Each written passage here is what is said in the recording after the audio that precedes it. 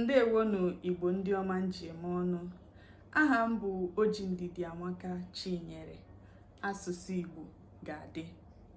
Taa abịara m ka m kụzie maka nkebi okwu nke aha, noun phrase ka nwa bekee kpọrọ ya, dịka otu n'ime nkebi okwu nke enwere n'asụsụ Igbo.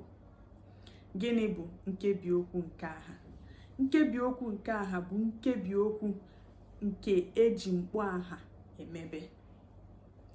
Aha eji enweta nkebi okwu nke aha bụ, o nwere ike ịbụ aha aka, aha igwe, aha izugbe.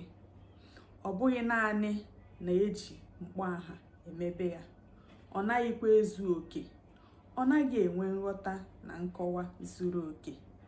Iji maa atụ, aka ite nke mbụ, nke abụọ bụ azụ mmiri, nke atọ bụ ode akwụkwọ, nke anọ bụ ukwu ụdara. Ọgwụ nụkọ ha m n'ọnụ n'ụbọchị nke taa. Ama m na o nwere ihe ị mụtara n'ihe a nkụziri tata.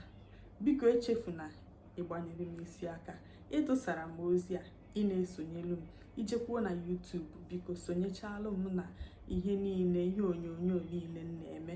Nenelu m ha, gbanyelu m isi aka, tụsalụ m ha, sonyelu m, gwakwuo ndị enyi gị ka ha sonyelu m, biko.